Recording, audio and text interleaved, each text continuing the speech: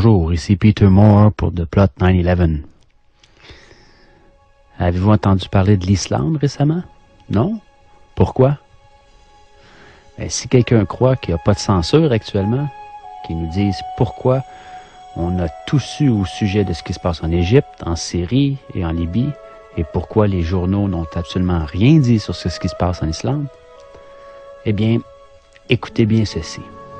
En Islande, le peuple a fait démissionner un gouvernement au complet. Les principales banques ont été nationalisées et il a été décidé de ne pas payer la dette contractée par ces dernières auprès des banques de Grande-Bretagne et de Hollande, dette générée par leur mauvaise politique financière. Une assemblée populaire vient d'être créée pour réécrire la Constitution, et tout cela pacifiquement. Toute une révolution contre le pouvoir qui a conduit à cette crise.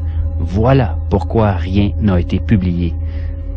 Depuis plusieurs mois, puis même on pourrait dire depuis 2 ans, là, on n'a pas vu grand-chose. Que se passera-t-il si les citoyens du monde en prenaient exemple? Brièvement, voici l'histoire des faits. 2008, la principale banque du pays est nationalisée. La monnaie s'effondre, la bourse suspend son activité, le pays étant banqueroute.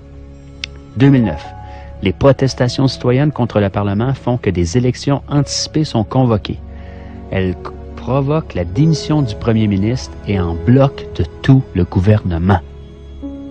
La situation économique désastreuse du pays persiste. Par le biais d'une loi, il est proposé à la Grande-Bretagne et à la Hollande le remboursement de la dette par les paiements de 3 500 millions d'euros. Un montant qui doit être payé mensuellement par toutes les familles islandaises là, pendant les 15 prochaines années à un taux d'intérêt de 5 %. 2010, le peuple descend à nouveau dans la rue et demande que la loi soit soumise à référendum. En janvier 2010, le président refuse de ratifier cette loi et annonce qu'il y aura une consultation populaire. En mars, le référendum a lieu et le non au paiement de la dette remporte 93 % des voix. Pendant ce temps, le gouvernement a entamé une investigation pour régler juridiquement la responsabilité de la crise. Les détentions de plusieurs banquiers et cadres supérieurs commencent. Là, je parle de prison, là. Oui, on n'est pas tous des mauviettes. Il y a des gens qui se tiennent, il y a des gens avec des colonnes vertébrales sur la terre, là. On n'en parle pas des médias, bien sûr, mais ça existe. Interpol lance une enquête et tous les banquiers impliqués quittent le pays. C'est comme des rats qui quittent le navire, là. Dans ce contexte de crise, une assemblée est élue pour rédiger une nouvelle constitution qui reprend les leçons apprises de la crise et qui se substitue à l'actuelle, qui est une copie, dans le fond, de la constitution danoise. Pour ce faire, on a recours directement au peuple souverain.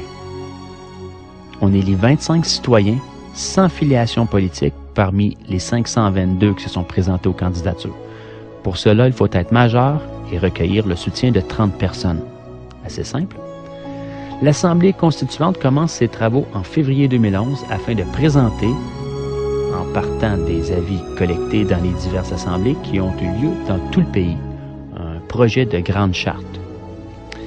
Elle doit être approuvée par l'actuel Parlement ainsi que par celui qui sera constitué après les prochaines élections législatives. Voici en bref l'histoire de la révolution islandaise. Démission en bloc de tout un gouvernement, nationalisation de la banque, référendum pour que le peuple puisse se prononcer sur des décisions économiques fondamentales, emprisonnement des responsables de la crise, réécriture de la Constitution par les citoyens. Nous a-t-on parlé de ça dans les médias européens, canadiens, américains, japonais, dans le monde, partout? Est-ce que les médias de masse ont même touché au sujet? En a-t-on parlé dans les débats politiques, radiophoniques ou télévisés? A-t-on vu des images de ces faits à la TV? Bien sûr que non. Il y a ben trop de monde qui regarde. Le peuple islandais a su donner une leçon à tout le monde entier en affrontant le système et en donnant une leçon de démocratie au reste du monde. Mes sources, c'est la liste Parti de gauche 84 par Forum civique européen.